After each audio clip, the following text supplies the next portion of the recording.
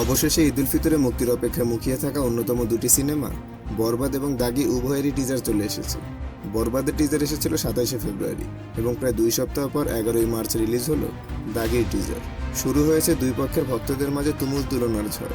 কারো কাছে মনে হয় বরবাদের সুবাদে শাকিব পাবে সফলতা, কারো কাছে দাগির দাগ কাটিয়ে নিশোর জন্য আসবে ভালোটা। ভক্তদের মাঝে এই প্রতিযোগিতামূলক বিতর্ক নতুন নয়। 2 বছর আগে শাকিবের প্রিয়তমা এবং নিশোর সুড়ঙ্গ সিনেমার সময় হয়েছিল এই সংঘর্ষ। তবে কি কোনোটাই খারাপ পারফর্ম করেছিল? মোটেও না, দুটোই সাকসেসফুল ছিল এবং সেই বিতর্কে দিন শেষে জয়টা বাংলা মুভিরই হয়েছিল। যাই হোক, এবার মূল কথায় আসি। তুলনার হিসাবটুকু না হয় আমরা ভিডিও শেষে করি। প্রথমে বরবাদ এবং দাগি টিজার নিয়ে একটু কথা বলা যাক। প্রথমে আসি বরবাদে। মেগাস্টার শাকিব খানের সাথে একাধারে টিজারে দেখা মেলে প্রিয়তমা খ্যাত ইতিকা পল, মিশা সওদাগর এবং সবশেষে যিশু সেনগুপ্ত। টিজারের সিংহভাগে রয়েছে শাকিব খানের অ্যাকশন, এক্সপ্রেশন, ডায়লগ, ভায়োলেন্স। ন্যারেটিভে শাকিব খানকে পুরোপুরি ভায়োলেন্ট দেখানো হলেও কিছু অংশ দেখে বোঝা যায় মুভিতে তার এই ভায়োলেন্ট রূপ ধারণ করার পূর্বে ভালোবাসার গল্প থাকবে। হয়তো থাকবে সেই ভালোবাসাকে হারিয়ে প্রতিশোধের বাসনা। যে নীতুর জন্য সে সব করতে পারে বলে এত উৎপাত ঘটাচ্ছে বলে মনে হচ্ছে, আন্দোলনের মিছিলে সেই নীতুরই হত্যার বিচার চাওয়ার ব্যানার আমরা দেখেছি। মিশা সওদাগর মুভিতে শাকিব খানের বাবার চরিত্রে অভিনয় করবেন, কারণ মিশা সওদাগরের পিছনে থাকা বডিগার্ডগুলোই পরবর্তীতে আমরা শাকিব খানের সাথে দেখতে পাই। তাছাড়া টিজারের শেষে দেখানো সুইমিং পুলে গুলি চালানোর দৃশ্য এবং শুরুর দিকে খবরের হেডলাইনে সুইমিং পুলে মন্ত্রীদের লাশ পাওয়ার ঘটনার অবশ্যই যোগসূত্র আছে। কিন্তু হেডলাইনে আমরা দেখতে পাই মন্ত্রীদের হত্যার জন্য আরিয়ান মির্জাকে দোষী করা হচ্ছে এবং নীতু হত্যার বিচারে এই আরিয়ান খানেরই ফাঁসি চাওয়া হচ্ছে। তাহলে কি নায়ককেই কোনোভাবে ফাঁসানো হয়েছে? শেষের দিকে জেলখানার ভিতরে যিশু সেনগুপ্তকে দেখে অনেকেই ভাবতে পারেন তাকে সেখান থেকে বের করে আনার জন্য জেলখানায় হামলা করা হয়েছে, কিন্তু আসলে না। টিজারে কিছুক্ষণ আগের দৃশ্যে আমরা দেখি যিশু সেনগুপ্ত এই বন্দুক নিয়ে পুলিশ স্টেশনে হামলা করছে। এর মানে সেখানে অবশ্যই বড়সড় কোনো ব্যক্তিত্ব আছে।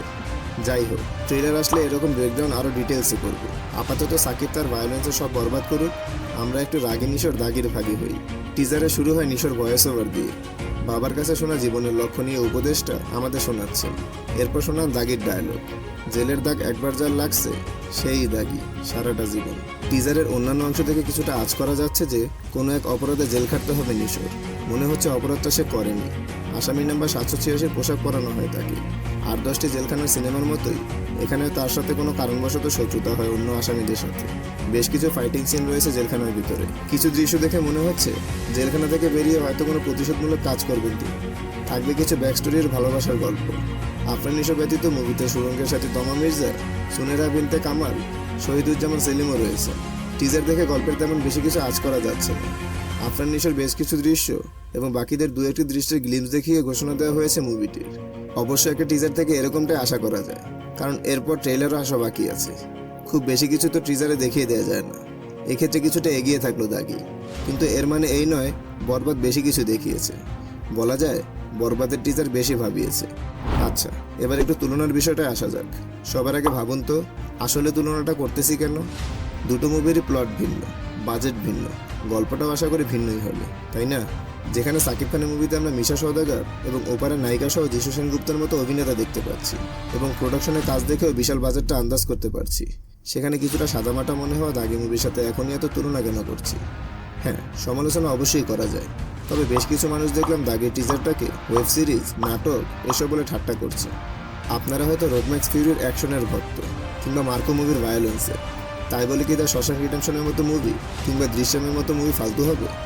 আমি মোটেও সেই মুভিগুলোর সাথে বরবাদ বা দাগির তুলনা করছি না। বলতে চাচ্ছি শুধুমাত্র টিজার দেখে এখনই মুভি দুটো নিয়ে এতটা মতভেদ হওয়া উচিত নয়।